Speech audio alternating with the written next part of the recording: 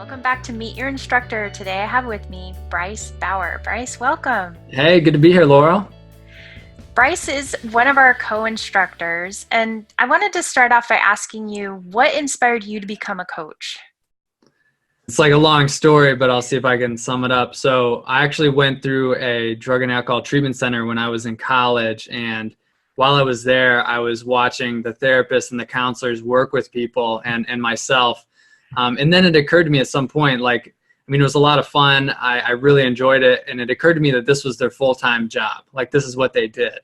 And so when I left, I realized that I wanted to get involved in some type of service, some type of work where I was going to be able to do something like that. So that's initially what inspired me. And then having worked with clients now, it's something that gives me a lot of energy. I'm really passionate about. I love helping people. So this is my life's purpose. And can you tell our viewers a little bit about your perspectives on the power of coaching?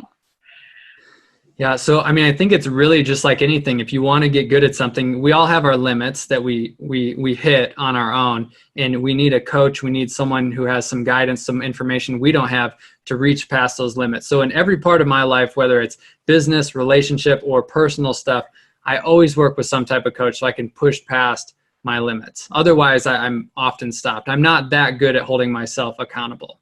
I think it takes community. It takes another person, a guide, a mentor. Right. And what has becoming a professional coach meant for your life personally?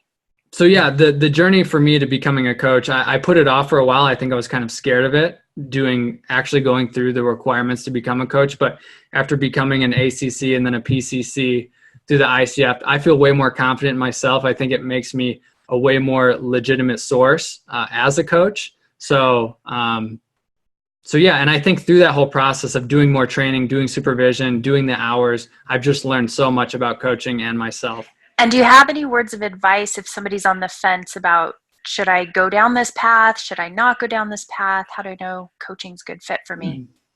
Yeah, well, and this is how I'd approach this, even if this was a client, is I think you want to try to move from your head to your heart on this one. I think that coaching is really a calling. So if you feel like this is something you've wanted to do, you're like, I know I want to help people. I know that connecting with people is something that really lights me up.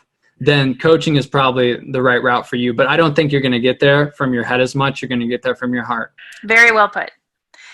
And how about the services you're offering now? So you've worked with millennial men, and you and Jenny have started doing relationship coaching. So tell us more about the type of services you're offering nowadays. So right now, the main brunt of my work is in the Advanced Relationship Academy with my wife. So we work with couples and individuals who are either single or in relationships, married, doesn't really matter. We have e-courses, we have group coaching, private coaching, and then I've also branched out so my passion is working with men specifically, so I run several men's groups. Wonderful. And anything else you'd like to share with our viewers before we wrap up? Yeah. So I've been a part of IICT for the last, what's it been, a year, maybe? I think so. Yeah. Yeah, and having watched what you've done and you've built, and I think it's a great program, especially with the ease that you have to do most of it remotely, and then come to a beautiful place like Tucson. I think that if you're wanting to get certified through the ICF and really become a legitimate coach and have a legitimate title, then IICT is the way to go.